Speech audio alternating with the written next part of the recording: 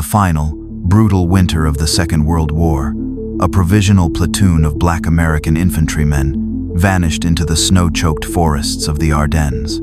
They were volunteers, men who had stepped forward from the segregated rear echelons to fight on the front lines, and their disappearance in the chaotic aftermath of the Battle of the Bulge was a minor, unrecorded tragedy, their names lost to a history that had never wanted to see them in the first place. For 50 years, the forest kept its secret, leaving behind nothing but the silence of the trees and the cold, indifferent records of a war that had moved on. The silence was finally broken in 1995, when a bulldozer, clearing a path for a new memorial, struck the buried roof of a hidden German bunker. The discovery of the platoon's final violent resting place would not be the end of their story. Instead, it would be the beginning of a meticulous investigation to uncover a lost battle and a staggering act of sacrifice that had single-handedly saved thousands of American lives. Before I begin, thank you for watching. I'd love to know in the comments where you're watching from and what time it is there. It means a lot to know you're here, sharing these stories with me. We're in this together. The Ardennes forest in the spring of 1995 was a place of deep, cathedral-like silence and profound, resilient beauty.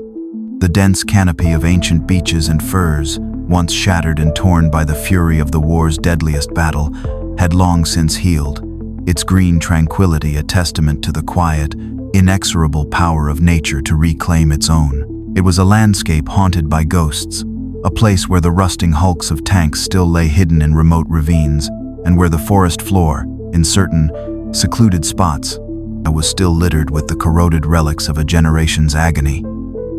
It was here, in this place of somber memory, that a joint Belgian-French commission had begun the work of creating a new memorial park, a place of contemplation dedicated to the hundreds of thousands of soldiers who had fought and died in the Battle of the Bulge. The work was slow and respectful, but progress, even of the memorial variety, required the brute force of modern machinery. A team of forestry workers was tasked with clearing a path for a new access road along a steep, densely wooded hillside that had been 50 years earlier, a fiercely contested sector of the front.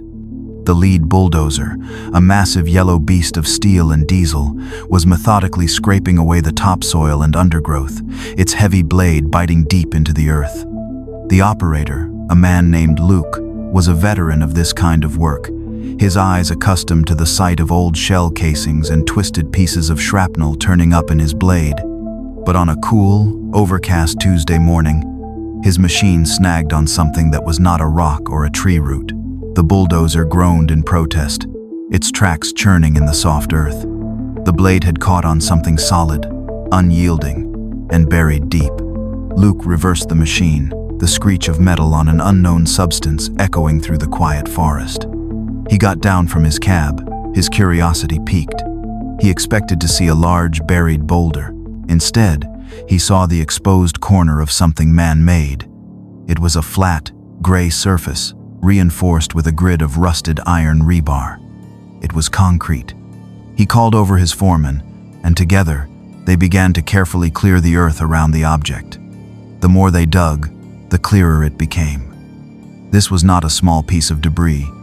It was the roof of a large buried structure. A structure that, according to the detailed historical battle maps provided to the commission, was not supposed to be there. The discovery brought the work to an immediate halt. Word was sent to the commission's headquarters, and within hours, a team of historians and archaeologists arrived on the scene. The careful work of excavation began. For 2 days, they worked with shovels and brushes, slowly, reverently, peeling back the 50 years of earth and forest that had hidden the structure from the world. What they uncovered was a massive, expertly constructed German concrete bunker, a command and control post, completely sealed and, according to all official records, completely non-existent. Its entrance had been deliberately and catastrophically collapsed, a massive explosion having brought tons of earth and rock down upon it, a seal of finality that was both absolute and terrifying. With painstaking effort, the engineering team cleared the collapsed entrance. A wave of cold, stagnant air, untouched for half a century, washed out of the dark, silent interior. The first man to shine a light inside saw a scene of almost unimaginable violence, a tableau of death and defiance that had been frozen in time. The bunker was not empty. It was the tomb of an entire platoon of American soldiers. Their skeletal remains were scattered throughout the main chamber, crouched behind makeshift barricades of ammunition crates and overturned furniture. The floor was a solid carpet of spent brass casings. The walls were pocked and scarred with the impact of thousands of bullets. It was the clear and unmistakable evidence of a ferocious, desperate last stand. But the scene was a profound and immediate historical anomaly. The uniforms, the Monet rifles, the iconic pot-like helmets, they were all American. But the soldiers themselves, as the forensic team would quickly and quietly confirm from the anthropological evidence of the remains, were all black. And according to the meticulously researched, universally accepted history of the Battle of the Bulge, there had been no segregated, all-black combat platoons fighting in this fiercely contested, strategically vital sector of the Ardennes in the final months of the war. These men, these heroes who had clearly fought to the very last man, were not supposed to be here. They were ghosts. They were a historical impossibility. The discovery of their hidden tomb was not an answer. It was the beginning of a profound and deeply unsettling question. Who were these men, and why had their incredible final battle been completely and totally erased from history?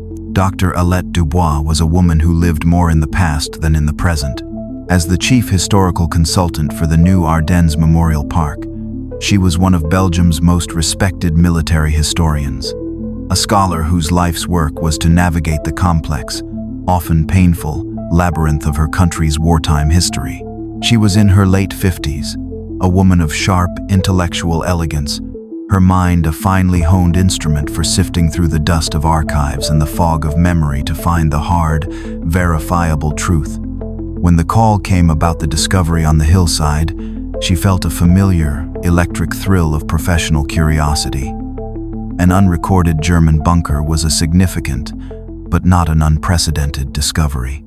The Ardennes was a vast, dense forest, and it still held many secrets. But when the second report came, the one describing the remains found inside, her curiosity was transformed into a profound and urgent sense of historical responsibility.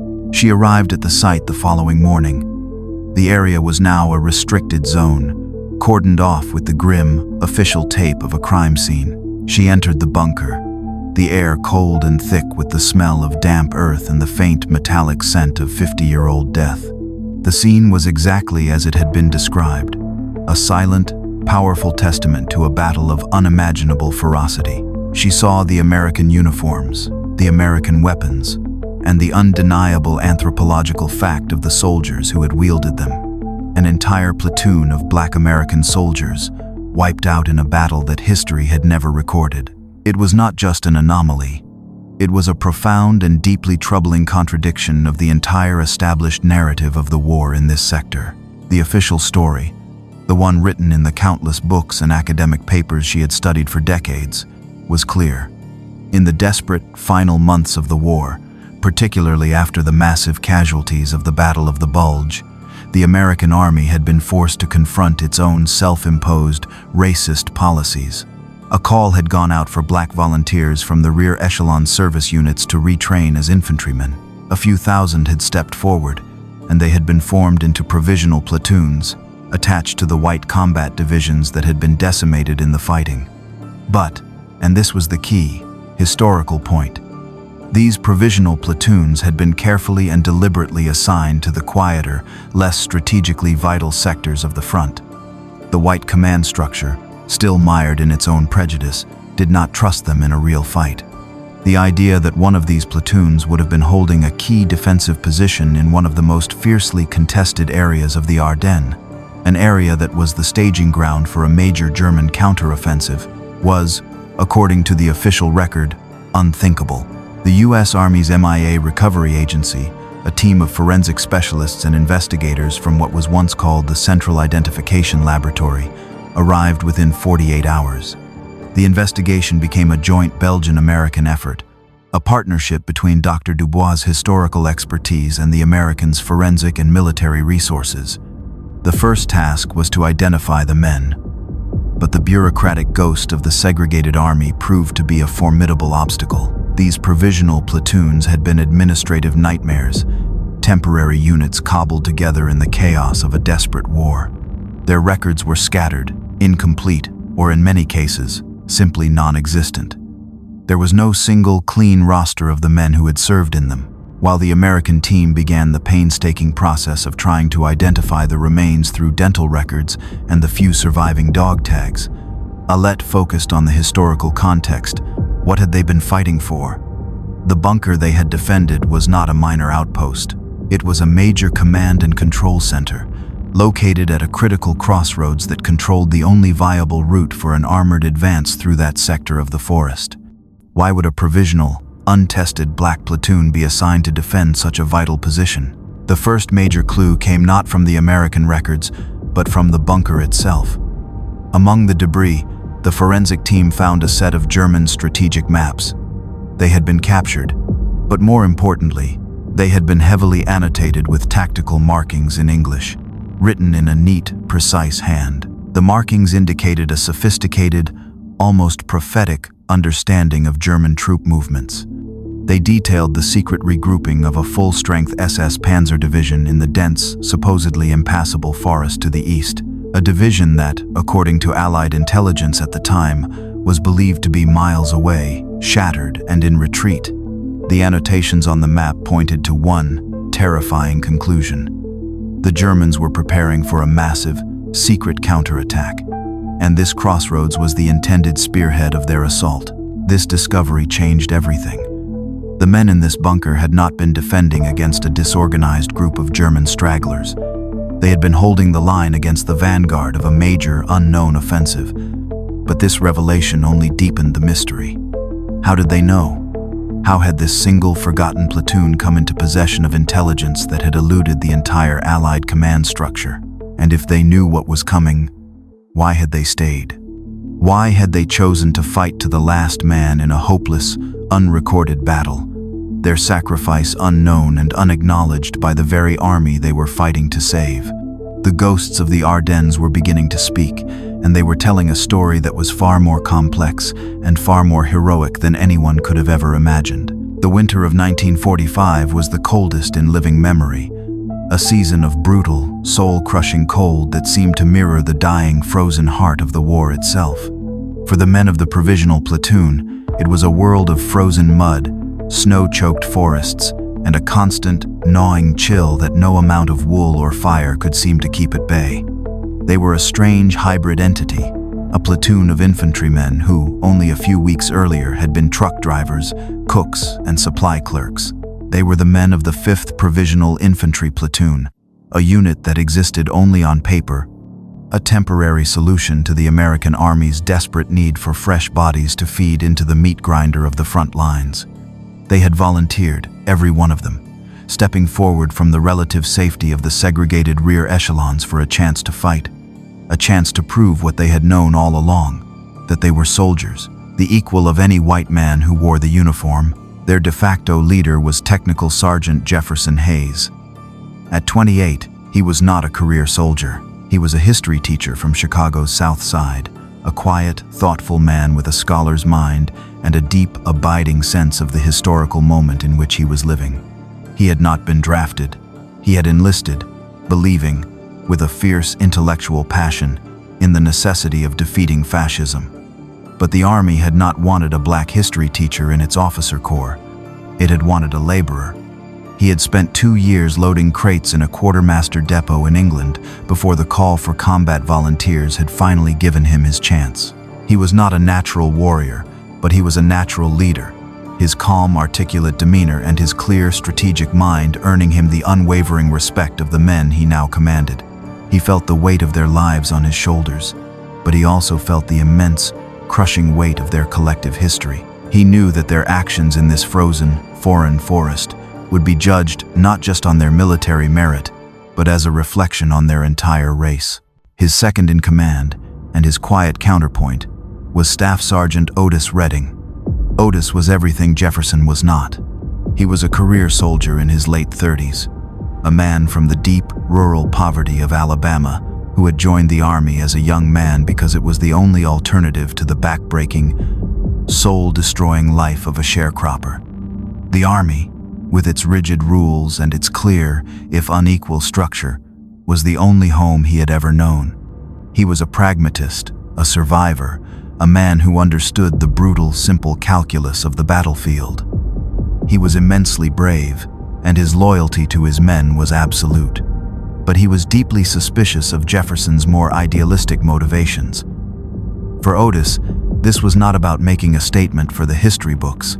It was about killing the enemy, completing the mission, and keeping as many of his men alive as possible. The respectful, often unspoken tension between the two sergeants, the idealist and the pragmatist, formed the core of the platoon's leadership. The rest of the platoon was a cross-section of Black America, a collection of men who had been thrown together by the strange, arbitrary fortunes of war. There was Corporal Silas Freeman, the medic, a quiet, observant pre-med student from Howard University, who saw the war with the detached, analytical eye of a scientist and the deep, wounded heart of a poet. He kept a meticulous journal, his neat, precise handwriting documenting not just the platoon's daily activities, but his own profound, often painful, observations on the nature of war and the bitter irony of their struggle. There was Private First Class Ezekiel Cross, the BAR gunner, a giant of a man from Georgia, the son of a Baptist preacher, who fought with a righteous, terrifying calm, the verses of Scripture a constant, whispered mantra on his lips. And there was Private Leroy Jenkins, the youngest of them all. At 18, he had lied about his age to enlist, a boy from the Mississippi Delta desperate to prove his manhood and to be a part of something larger than himself. He was still a boy, his face a mixture of bravado and a deep, barely concealed terror, and the older men of the platoon had taken him under their collective wing, protecting his fragile innocence with a fierce, paternal instinct. In the early days of 1945, the 5th Provisional Platoon was attached to a white infantry division that was pushing its way through the dense, treacherous terrain of the Ardennes. They were an anomaly, a ghost unit. They were treated with a mixture of suspicion and outright hostility by the white GIs they were supposed to be supporting. They were given the worst billets, the coldest rations, and the most dangerous, least desirable assignments. They were soldiers, but they were not brothers in arms. They were outsiders, fighting a lonely war on two fronts, against the Germans ahead and against the prejudice that surrounded them. But in their isolation, they had forged a bond of their own, a bond of shared experience and quiet, unshakable pride that was stronger than any army regulation. They were not just a platoon, they were a family, and they were about to be tested in a way that none of them could have ever imagined. The bunker was a forensic puzzle box, a sealed environment that had preserved the final, violent moments of the platoon's life with a chilling, perfect clarity. For Dr. Dubois and the American forensic team, the first week of the investigation was a slow, meticulous process of deconstruction, of reading the story that was told in the language of bullets, bones, and blood. The evidence of the battle itself was overwhelming.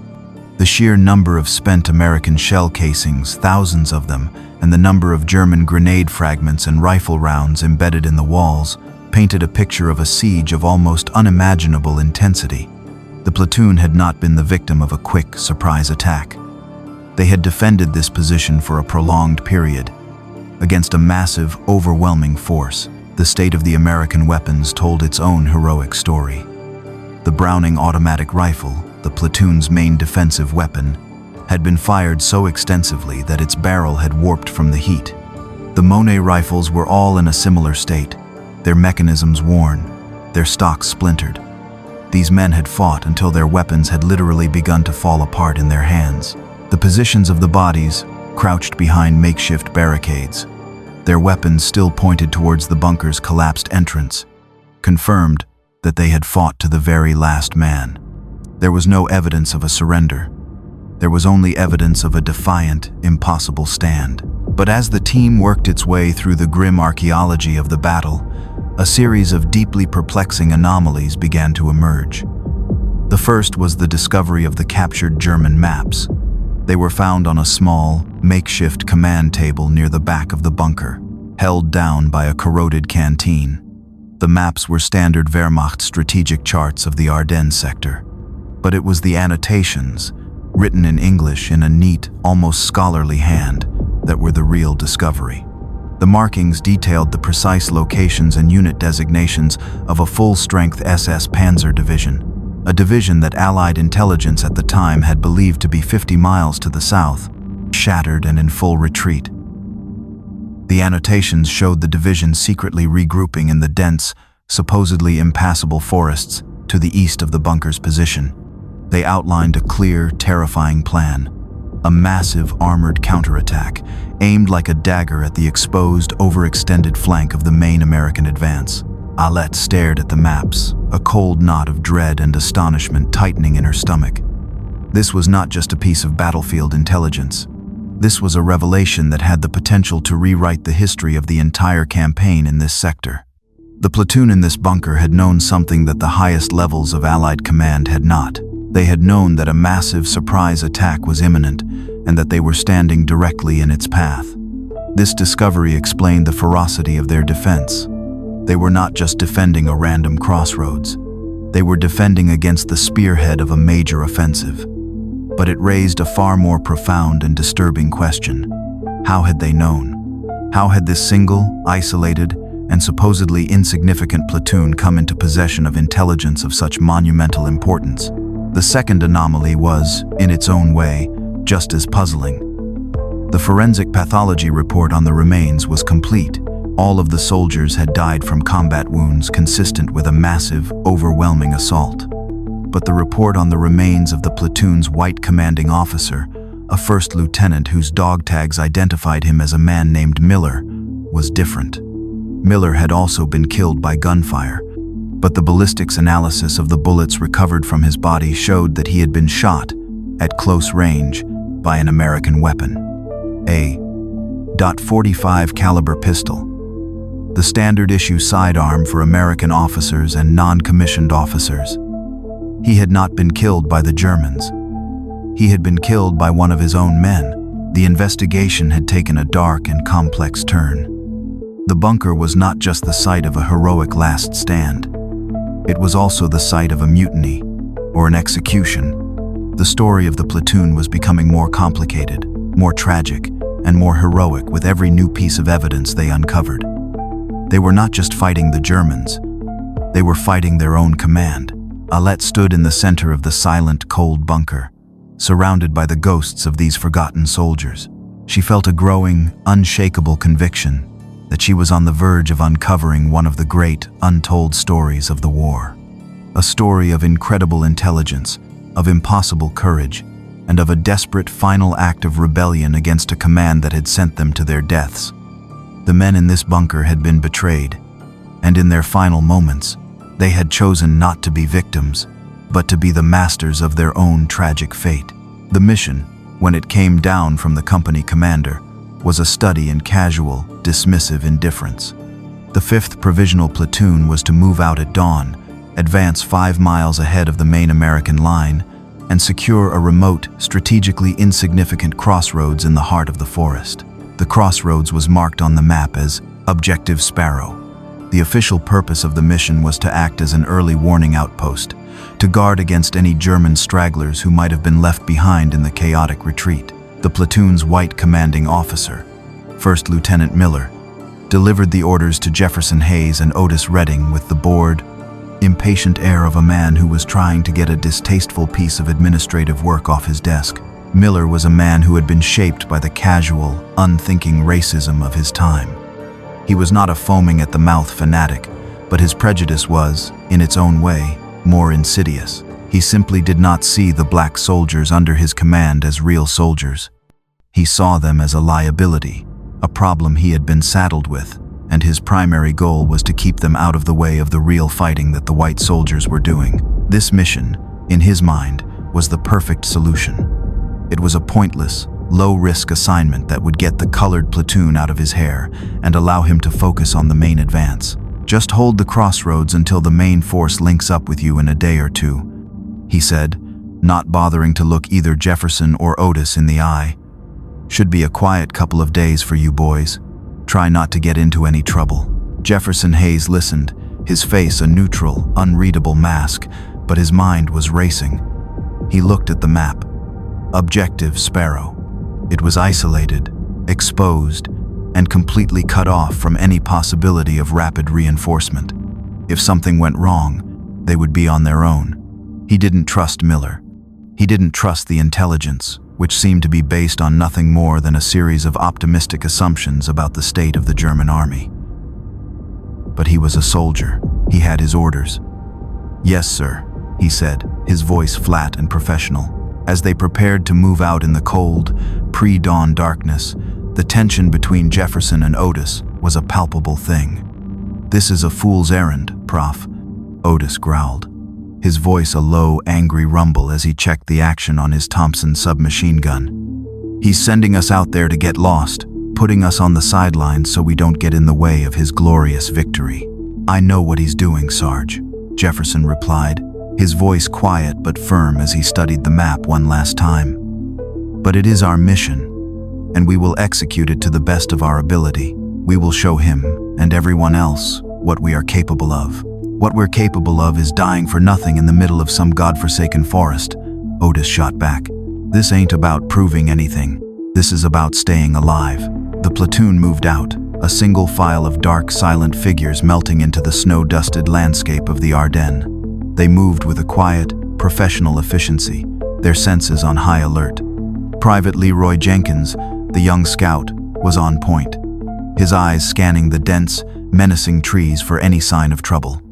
They reached the crossroads, Objective Sparrow, just after dawn. It was exactly as it had been described. A simple, muddy intersection of two logging trails, marked by a single, shell-splintered signpost, and at the center of the crossroads, dug into a low, commanding hill, was the abandoned German bunker.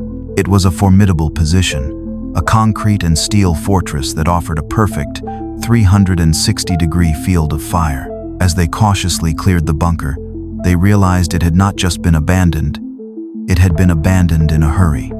They found discarded German equipment, half-eaten rations, and, on a small table in the command center, the strategic maps that would change the course of their lives. Jefferson, his historian's mind immediately recognizing their significance, laid them out and began to study them. What he saw made his blood run cold. The maps, combined with the fresh tracks of heavy armored vehicles they had seen on the trail, told a single, terrifying story.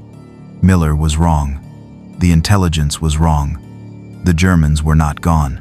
They were here. And they were coming. At that moment, Leroy Jenkins, who had been scouting the perimeter, came sprinting back to the bunker, his young face pale with a mixture of fear and excitement. "Sarge," he gasped, "you gotta see this." He led Jefferson and Otis to the edge of the woods. In a small, hidden ravine, they found the wreckage of a German motorcycle and sidecar. It had clearly been ambushed. The two German soldiers, motorcycle scouts, were dead, and the men who had killed them were standing over the bodies. They were American soldiers, but they were not from their division. They were from the 101st Airborne paratroopers. They were a long-range reconnaissance patrol, operating deep behind enemy lines. Their leader, a tough, seasoned sergeant, explained the situation with a grim, urgent brevity. They had been tracking a massive German armored column for 2 days. An entire SS Panzer division, which everyone had thought was out of the fight, was secretly regrouping for a massive counterattack. "They're coming right through here," the paratrooper said, pointing to the crossroads on the map. "And your whole damn division is walking right into a trap. We were on our way back to warn them when we got hit." Their radio had been destroyed in the ambush. They were cut off, just like the platoon. The crossroads, Objective Sparrow, was not the sidelines. It was the designated bloody epicenter of the coming storm. The investigation in 1995 had reached a critical, frustrating impasse. The joint American-Belgian team had the physical evidence of the battle. They had the German maps. They had the body of the executed lieutenant. but they had no narrative. No human story to tie all the disparate, confusing pieces together. The official records were a bureaucratic black hole. The platoon was a ghost unit, its men nameless, their actions unrecorded. Dr. Dace, Alette Dubois felt like she was standing on the edge of a great historical discovery, but the final, crucial door was locked. She knew that the truth of what had happened in that bunker was not going to be found in the archives of Washington or Brussels. It had died with the men who had fought there. The American team, led by a methodical and deeply committed Army major, was focusing on the painstaking scientific process of identification. They were slowly, carefully, trying to put names to the nameless remains, using the few surviving dog tags and the complex, almost miraculous science of dental record comparison. But it was a slow, arduous process. The records for the black service units were notoriously poorly kept, and tracking down the 30-year-old dental charts of men who had been all but erased from history was proving to be a monumental task. Alette, meanwhile, pursued a different, more intuitive path. She believed that the bunker itself still had secrets to yield. She insisted on a final, microscopic sweep of the entire site, a process that the American team, focused on the larger, more obvious pieces of evidence, had initially deemed unnecessary. She argued that in a sealed environment, the smallest, most insignificant seeming object could be the key. She was looking for a letter, a photograph, anything that could provide a human link to the men who had died there. For 2 days, a team of forensic archaeologists, working under Alette's direct supervision, went over every square inch of the bunker's floor. They used fine brushes and dental picks, sifting through the layers of compacted dirt, rust, and decomposed organic material. They found buttons, a tarnished silver ring, a harmonica, all small, poignant testaments to the lives that had been lost. But none of them provided the narrative breakthrough she was looking for. On the 3rd day, a young Belgian archaeologist, working in the small, cramped alcove that had clearly been the bunker's medical station, found it. It was tucked deep inside a standard-issue U.S. Army medical satchel, a large canvas bag that had been partially shielded from the elements by the body of the soldier who had carried it. The contents of the bag were mostly what one would expect: rotted bandages, corroded surgical instruments, shattered glass vials. But in a special, waterproofed pouch at the very bottom of the bag, the archaeologist's fingers brushed against something that was not canvas or metal. It was a book, a small, leather-bound journal, its cover warped and stained, but its pages, protected by the oilskin pouch, remarkably, miraculously, intact. A hush fell over the entire investigation team as the journal was brought out into the light. It was the kind of discovery that historians and archaeologists dream of. A voice from the tomb, a message in a bottle that had finally, after 50 years, washed ashore. On the first page, in a neat, precise, and highly educated cursive, were the words, "The Personal Journal of Corporal Silas Freeman, Medical Detachment, 5th Provisional Infantry Platoon." This was it. This was the key. This was the witness who could finally tell their story. The journal was immediately declared a historical artifact of the highest importance. It was too fragile to be opened fully in the field. It was carefully placed in a climate-controlled container and flown, with a level of security usually reserved for a head of state, to a specialized document restoration laboratory in Brussels.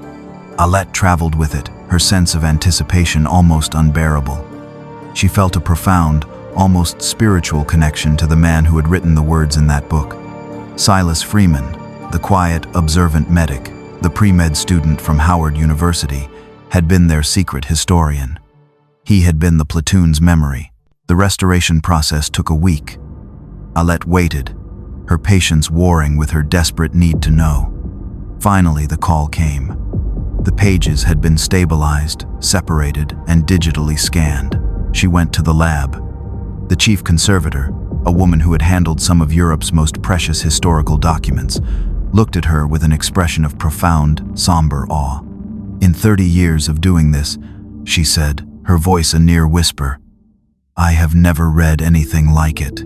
Alette sat down at a secure computer terminal, and the preserved pages of Silas Freeman's journal appeared on the screen. She began to read, and the world of 1995, with its quiet labs and its scientific precision, faded away. She was transported to the cold, brutal, and impossibly heroic world of the 5th Provisional Platoon. The journal was their final testament. It was the story of who they were, how they had fought, and why they had died.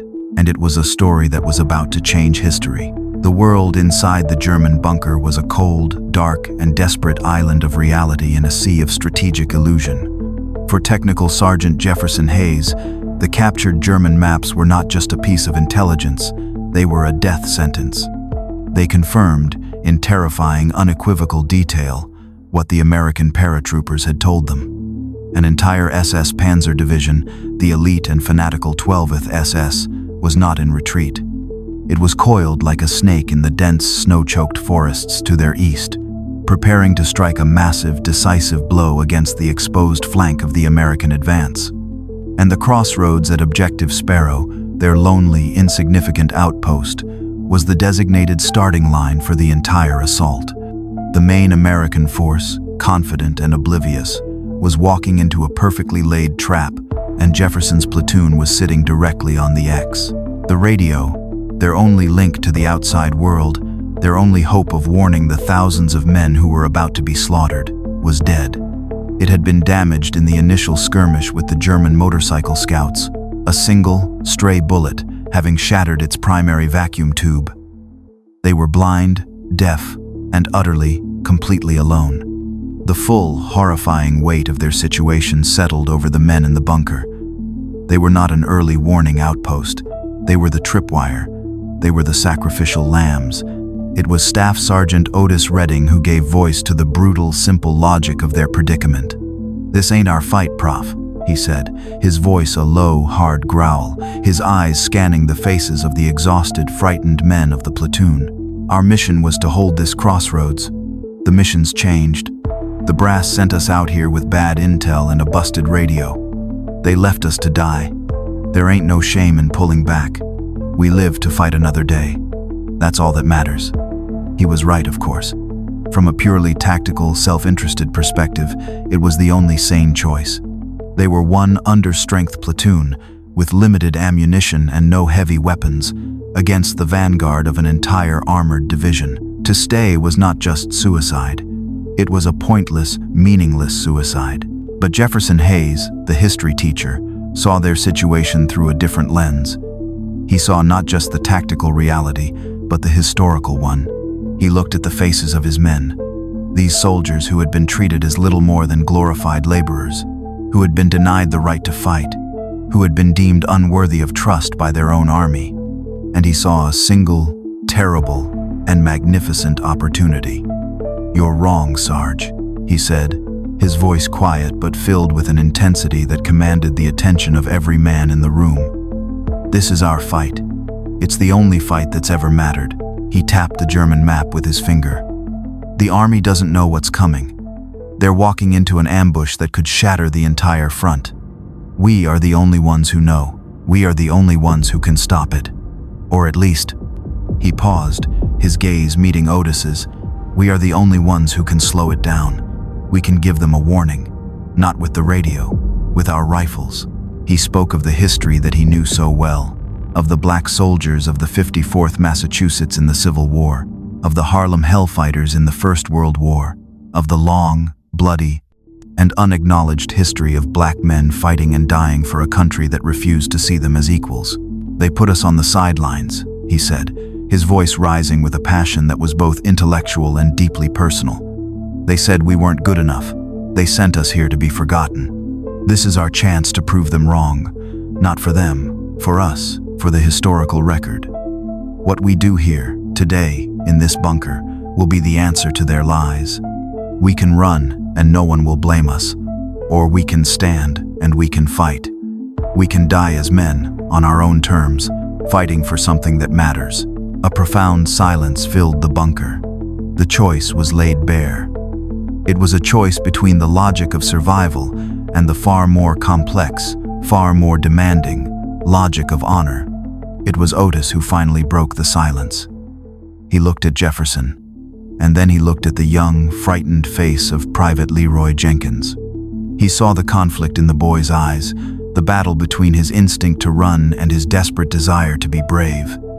And in that moment, Otis's pragmatism was overcome by a deeper, more paternal instinct. He would not be the one to lead these boys in a retreat. "This is your platoon, Prof," he said, his voice gruff, but stripped of its earlier anger. "But these are my men, and my men don't run." He turned to the rest of the platoon. "But this ain't my choice to make, and it ain't the professor's. It's yours." One by one, they made their decision. Ezekiel Cross, the big BAR gunner, simply nodded, his hand resting on the heavy steel of his weapon as if it were a Bible. Silas Freeman, the medic, the quiet observer, looked at Jefferson and gave him a small, sad but resolute smile. And Leroy Jenkins, the boy from Mississippi, stood up a little straighter, his fear still visible, but now overlaid with a new, fragile, but unmistakable layer of resolve. "I'll stay," he said, his voice barely a whisper, but clear and unwavering. The decision was unanimous. They would stay. They would hold the line. They would make their stand. In the cold, dark heart of a German bunker, deep within the Ardennes forest, the men of the 5th Provisional Platoon had ceased to be a temporary, forgotten unit of a segregated army. They had become a band of brothers, the masters of their own destiny, and the authors of their own final, heroic chapter of history.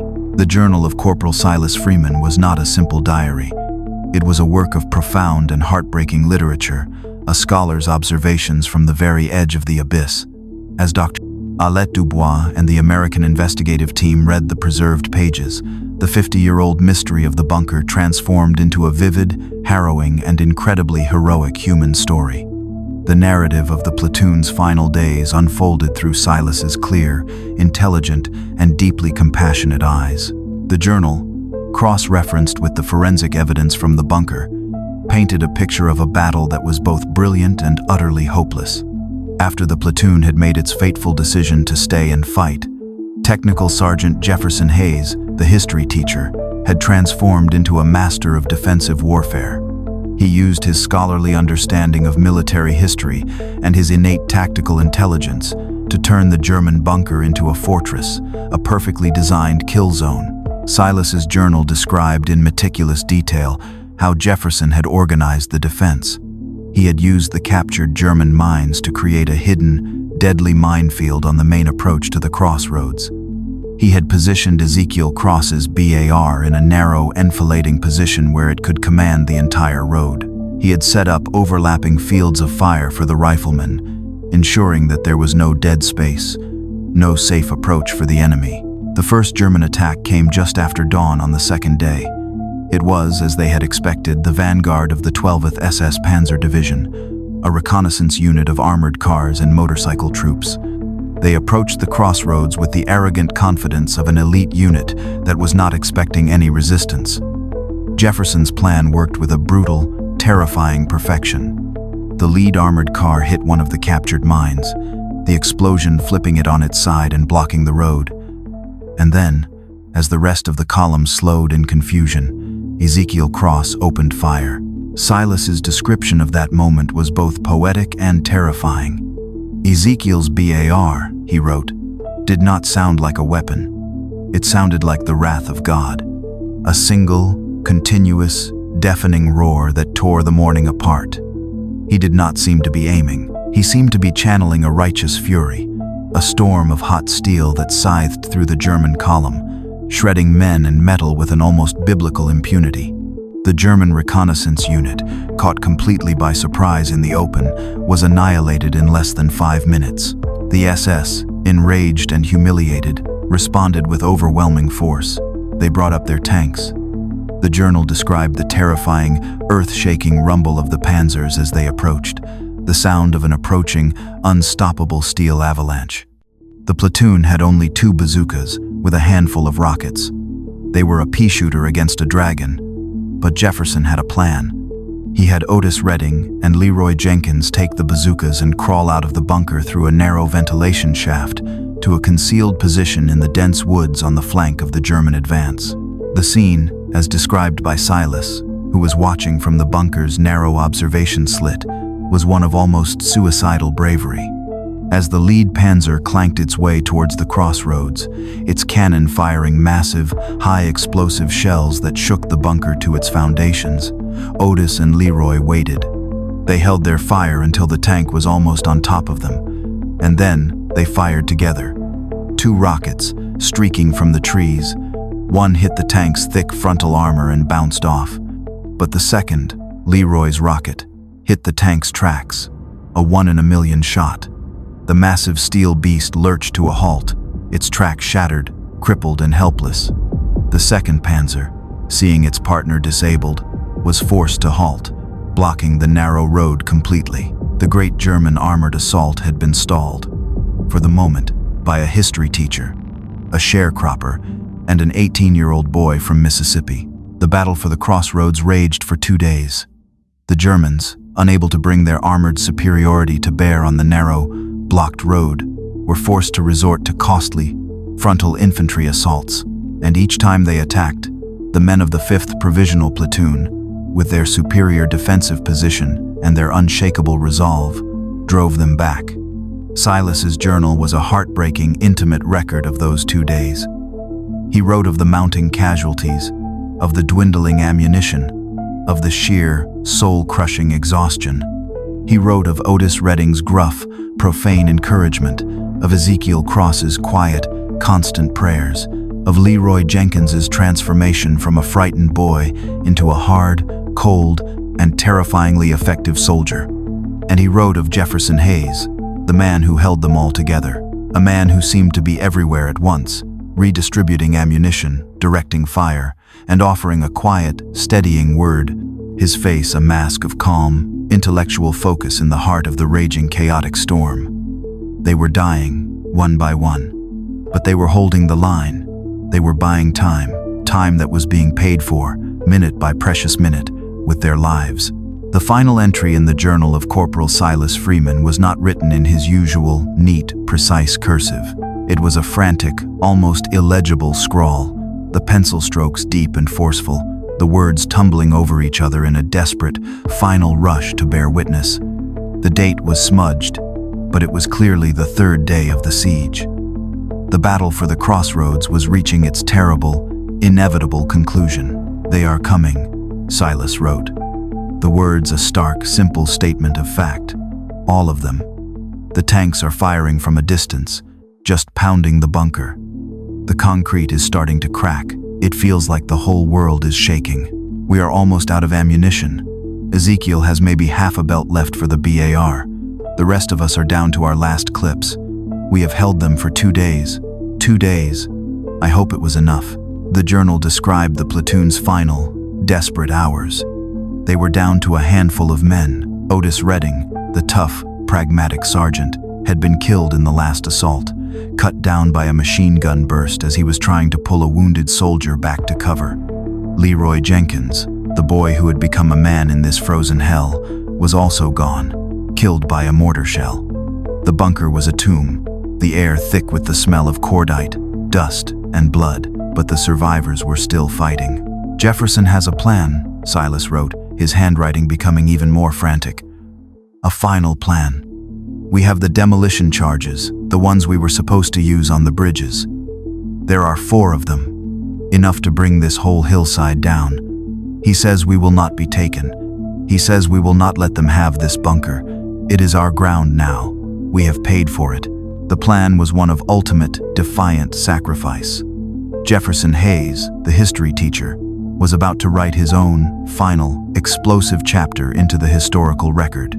The journal described how he and the few remaining able-bodied men had spent the last hour wiring the demolition charges together, placing them at the key structural points of the bunker. Their final act would be to turn their fortress into their grave, and a permanent, impassable roadblock. "The Germans are massing for their final assault," the journal continued.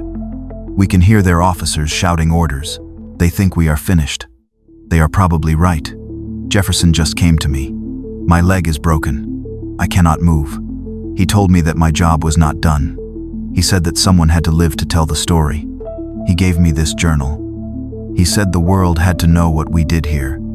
He said it was my duty. The final, heartbreaking lines of the journal describe Jefferson's last order. He was ordering Silas, the medic, the witness, to try to escape. There was a narrow, secondary ventilation shaft at the rear of the bunker, a shaft that was too small for a man in full combat gear, but that a wounded man, stripped of his equipment, might just be able to crawl through. "He is ordering me to go," Silas wrote, the final words smeared, as if by a tear or a drop of blood. "I do not want to leave them. They are my brothers. But it is an order. Jefferson is looking at me. He is smiling. He says, 'Make sure you tell them, Silas. Make sure you tell them we were soldiers.' The Germans are at the door. I can hear them. Ezekiel is at the BAR. He is praying. No, he is not praying. He is singing a hymn. It is beautiful. I have to go. My name is Silas Freeman. Remember us." The journal ended there. The story of what happened next was told by the silent, forensic evidence of the bunker itself. The massive, collapsed entrance was the clear result of a powerful, internal explosion. The demolition charges had been detonated. Jefferson Hayes and the last, defiant survivors of the 5th Provisional Platoon had made their final stand. They had not been overrun.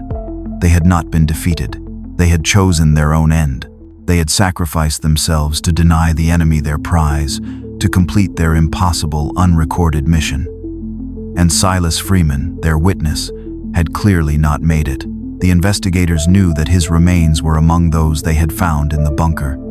He had died with his brothers, his final precious testament, the story of their incredible courage, clutched in his hand, waiting for 50 years in the cold, silent darkness to be found.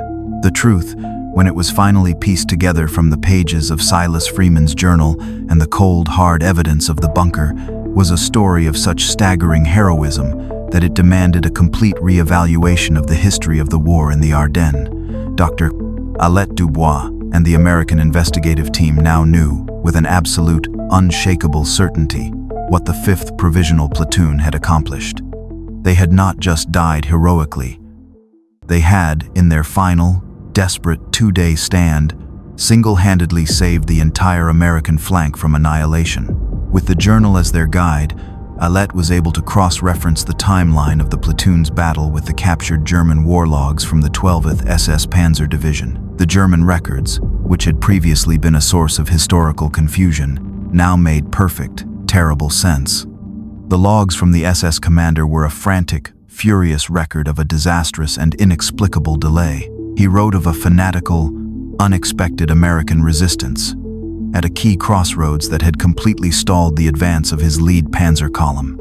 He wrote of the unacceptable losses and the critical, two-day delay that had thrown his entire meticulously planned offensive into chaos. That two-day delay was everything. It was the 2 days that the men of the 5th Provisional Platoon had bought with their lives, and it was the 2 days that the main American force had desperately needed. The German logs confirmed that on the 3rd day, with the crossroads still blocked, the element of surprise had been completely lost. American reconnaissance planes had finally spotted the massive German armored column, and the American command, alerted to the imminent, catastrophic threat, had been able to rush reinforcements to the sector and repel the assault. The great, final German counterattack had failed, and it had failed because of the impossible, unrecorded stand of a single, forgotten platoon of black soldiers. They had not just held the line. They had changed the course of the battle. They had saved thousands of American lives, and their reward had been to be completely and totally erased from history. The reasons for their erasure were a complex and shameful mixture of bureaucratic chaos and deep-seated institutional racism. As a provisional, temporary unit, their records were a mess, but more importantly, their story was an inconvenient one. The white command structure, which had sent them on a pointless mission with bad intelligence, was not eager to highlight the fact that this colored platoon had not only shown incredible courage, but had also possessed a level of tactical intelligence that had eluded the division's own G2 intelligence staff. To acknowledge their heroism would have been to acknowledge their own catastrophic failure. And so, it had been easier, simpler, to let them vanish, to let the forest and the silence swallow their story whole. The work of Dubois and the American team was now to reverse that 50-year-old injustice. The process of identifying the men, once a seemingly impossible task, was now guided by the names that Silas Freeman had so carefully recorded in his journal. One by one, they were able to put a name to each set of remains. Jefferson Hayes, the history teacher from Chicago; Otis Redding, the career soldier from Alabama; Silas Freeman, the medic from Howard University; Ezekiel Cross, the preacher's son from Georgia; Leroy Jenkins, the 18-year-old boy from Mississippi. They were no longer anonymous ghosts. They were men, with families, with histories, with names that deserved to be honored. The final report from the Joint Investigative Commission was a powerful, damning, and profoundly moving document. It laid out, in unequivocal detail, the full story of the 5th Provisional Platoon. It recommended that every single member of the platoon be posthumously awarded the Medal of Honor. It was an unprecedented recommendation, a testament to the extraordinary, collective nature of their sacrifice. The report was a bombshell, a direct challenge to the sanitized official narrative of the war. It was a demand for a new, more honest, and more inclusive history. The ghosts of the Ardennes had finally been heard, and their story was about to be told to the world. The legacy of the 5th Provisional Platoon was not written in the dry, academic language of a historical report. It was written in the tears of the families who had finally learned the truth of what had happened to their lost fathers, brothers, and uncles. The story, when it was declassified and released to the public, became a national sensation, a powerful and poignant tale of courage, sacrifice, and a long overdue racial reckoning. The men who had been invisible in their own time had become, 50 years after their deaths, a symbol of the very best of the American soldier. The site of the bunker, the place of their final incredible stand, was chosen as the centerpiece of the new Ardennes Memorial Park. The bunker itself was preserved, its scarred, battle-damaged interior, a permanent, powerful testament to the ferocity of their fight. A simple, elegant granite memorial was erected at the entrance. It did not list the soldiers by rank. It listed them in simple, alphabetical order, a silent acknowledgement of the democratic, brotherly nature of their final pact. And at the top of the memorial, a single, powerful quote from the final pages of Silas Freeman's journal was inscribed: "Make sure you tell them we were soldiers." The dedication ceremony, held on a crisp, clear autumn day, was an event of international significance. The President of the United States attended, as did the King of Belgium and the President of France. But the most important attendees were the families of the soldiers. After a long and painstaking search, the Army had located the descendants of almost every member of the platoon. They were the children who had grown up without fathers, the nieces and nephews who had only known their uncles through faded, black and white photographs. They had come from all over America, from the south side of Chicago, from the rural backroads of Alabama, from the Mississippi Delta, to stand on this foreign soil and to finally, fully understand the meaning of their loss. Dr. Dubois watched the ceremony from a quiet distance. Her work was done. The story had been told. The names had been restored. The silence had been filled with a chorus of honor and remembrance. She saw the President of the United States present the Medal of Honor for Technical Sergeant Jefferson Hayes to his elderly, weeping sister, the last surviving member of his immediate family. She saw the descendants of Otis Redding, Silas Freeman, Ezekiel Cross, and Leroy Jenkins receive the medals for their heroic ancestors, their faces a mixture of profound sorrow and immense, unshakable pride. After the official ceremony was over, the families were allowed to enter the bunker for a private moment of remembrance. Alette watched as a young man, the grandson of Ezekiel Cross, a man who was himself a soldier in the modern, integrated United States Army, stood before the spot where his grandfather had made his final stand with the BAR. He reached out and touched the cold, bullet-scarred concrete, his head bowed, a silent, powerful communion across the generations. In that moment, Alet knew that the men of the 5th Provisional Platoon had achieved their final, most important victory. They had not just saved their division. They had not just changed the course of a battle. They had, in their final, defiant act, carved out a piece of history that could never again be erased. Their legacy was no longer a secret buried in a hidden bunker. It was a permanent, living part of the American story, a testament to the fact that true courage knows no color, and that the truth, no matter how long it is buried, will, in the end, always find its way into the light.